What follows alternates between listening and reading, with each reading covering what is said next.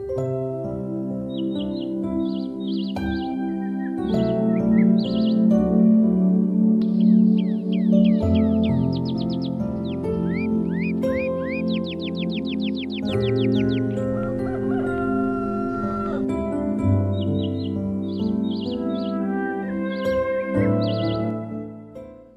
berjumpa kembali Bapak Ibu Saudara-saudara, umat beriman yang terkasih dalam Tuhan. Selamat menyambut awal pekan dengan penuh semangat, tetap sehat dan terus menjadi berkat. Hari ini Senin tanggal 5 Juli 2021. Secara Agustus saya mengajak Bapak Ibu Saudara-saudara merenungkan Injil Matius 9 ayat 18 sampai 26. Dalam nama Bapa dan Putra dan Roh Kudus. Amin. Sekali peristiwa datanglah kepada Yesus seorang kepala rumah ibadat. Ia menyembah Dia dan berkata, "Anakku perempuan baru saja meninggal, tapi datanglah, letakkan tanganmu atasnya, maka ia akan hidup."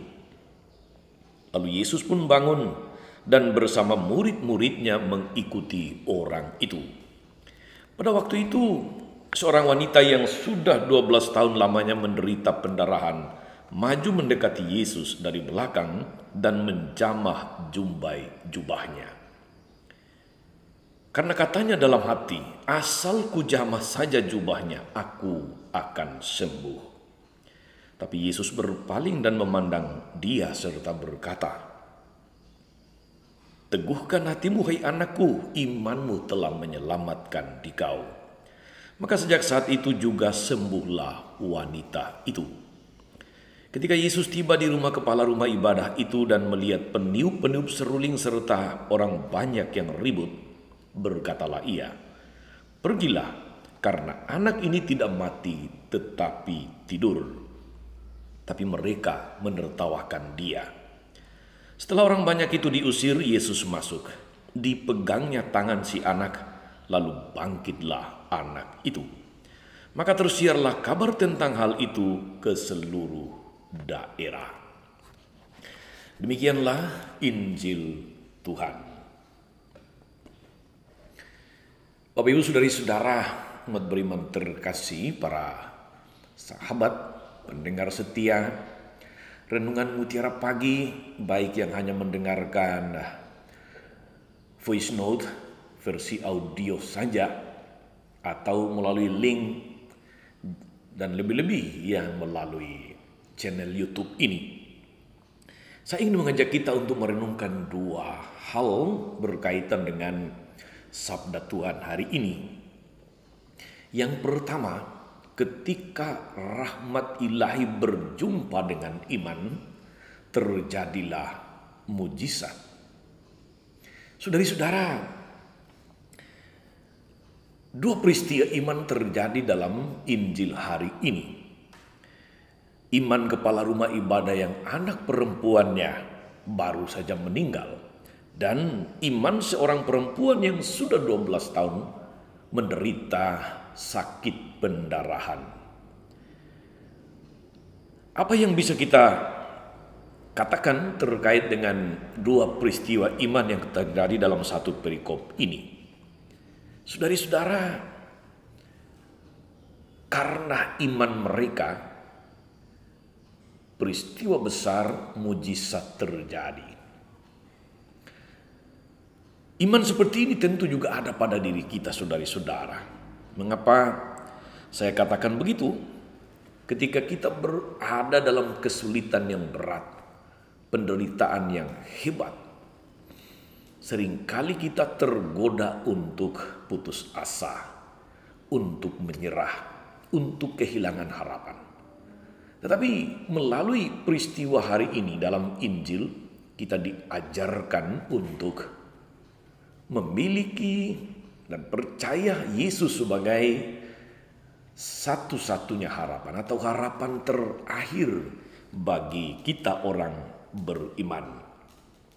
Iman kita dipertaruhkan justru dalam situasi-situasi atau pengalaman-pengalaman batas, pengalaman-pengalaman yang krusial, pengalaman-pengalaman yang menuntut iman kita.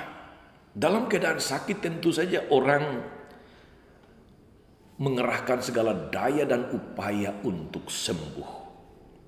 Segala upaya pasti dicoba satu demi satu, tapi dengan tujuan yang sama, supaya sembuh atau supaya hidup kembali. Dalam batas kemampuan iman inilah saudari-saudara, akhirnya sebagai manusia kita mempunyai kepercayaan yang kuat, kepasrahan yang total, pasrahan yang tinggi kepada Tuhan. Meskipun bisa juga terjadi sebaliknya, kita menjadi semakin kehilangan iman. Waktu-waktu rohani, olah-olah rohani yang kita sediakan tiap hari, melalui doa, melalui saat teduh, melalui mengikuti misa offline atau online, mendengarkan renungan atau khotbah, membaca firman Tuhan, saudari-saudara, tentu mempunyai daya untuk menumbuhkan, untuk menyuburkan iman kita. Hubungan komunikasi antara kita dengan Allah Sang Pencipta, Sang Pemilik dan penyelenggara hidup ini akan terus terjaga. Selalu akan ada relasinya yang tidak terputuskan. Bila komunikasi kita terhenti atau bila komunikasi putus, saudari-saudara, artinya jarang memiliki waktu untuk Tuhan. Tentu iman kita juga makin lama makin kering. Ibarat tanaman, kalau jarang disirami, jarang dibersihkan, jarang diberi pupuk, lama-kelamaan dia akan mati. Tuhan terasa jauh, doa-doa atau harapan terasa tidak berpengharapan. Padahal sebetulnya kita sendirilah yang seringkali menjauh dari Tuhan. Tanpa Tuhan sebetulnya tidak ada kehidupan, saudari-saudara. Justru karena itulah kehidupan atau hidup itu merupakan anugerah, pemberian cuma-cuma dari Tuhan. Kita bisa bertanya, bagaimana dengan pengalaman iman kita sendiri? Adakah kita terus menjaga, merawat, menumbuhkan iman kita dengan olah-olah rohani yang biasa? Semoga kita juga semakin memiliki iman penuh pengharapan, iman yang pasrah total pada penyelenggaraan Allah, Sang Penyelenggara hidup. Mujizat bisa terjadi kapan saja, dalam situasi apa saja. Ini yang pertama, saudara-saudari. Yang kedua, bagi orang Yahudi, bila mereka mau melaksanakan ibadah ritual, katakanlah seperti itu, saudari-saudara, mereka harus tahir. Apa artinya tahir? Artinya mereka tidak boleh bersentuhan dengan hal-hal yang dianggap najis. Tetapi hari ini, saudari-saudara, kita mendengar Yesus membiarkan dirinya disentuh oleh perempuan yang sedang sakit pendarahan. Tetapi sentuhan itu tidak membuatnya najis. Saudari-saudara, melalui sentuhan, kebaikan dan kemurahan kasih Allah dirasakan oleh manusia. Yesus justru memegang tangan anak perempuan dari kepala rumah ibadah yang tadi kita dengarkan di dalam Injil. Dia juga membiarkan dirinya disentuh jubah-jubahnya oleh perempuan yang sakit 12 tahun penjara. Yesus melawan paham tentang kenajisan. Sentuhan memberikan kekuatan baru, menghidupkan, dan tentu saja bukan mematikan. Saudari-saudara umat beriman terkasih dalam Tuhan, untuk poin kedua ini apa pesannya untuk kita? Rasa saya seperti ini saudari-saudara, perbuatan baik, sentuhan-sentuhan kasih, lewat kata-kata, lewat penghiburan, lewat peneguhan, bahkan kalau itu hanya sebuah tepukan di pundak, itu merupakan daya yang memberi hidup, daya yang memberi kekuatan kepada saudari-saudara kita. Itulah sentuhan kasih yang bisa jadi merupakan mujizat bagi saudara-saudari yang sedang memiliki beban berat, yang sedang tidak berpengharapan, yang sedang ada dalam situasi batas. Jadi sentuhan menghidupkan. Justru seringkali saudari-saudara, perbuatan atau sikap kata-kata yang menyinggung perasaan membuat orang menjadi najis, menjadi tidak pantas melaksanakan ibadah yang tulus kepada Allah. Perbuatan-perbuatan semacam itu justru membuat orang bisa terluka, terbebani. Tetapi sekali lagi, sentuhan kasih dapat menjadi mujizat bagi sesama.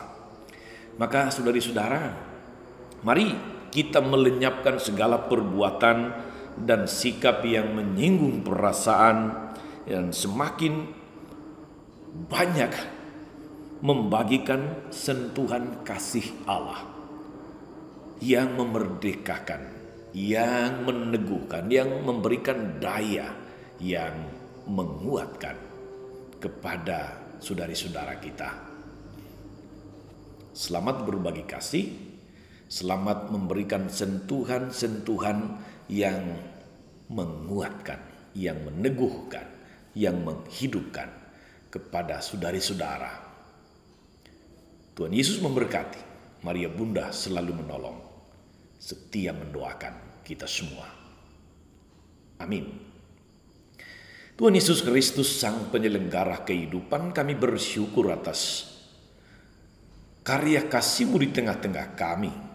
Engkau yang membiarkan diri disentuh, Engkau yang menyentuh dan menjamah kami di saat kami mengalami situasi-situasi sulit, situasi-situasi berat, ketika kami kehilangan harapan, ketika kami kehilangan pegangan. Engkau hadir, meneguhkan, menguatkan kami. Berkatilah ya Bapa, akan begitu banyak saudari-saudara saat ini dalam masa pandemi COVID-19, terpapar virus corona.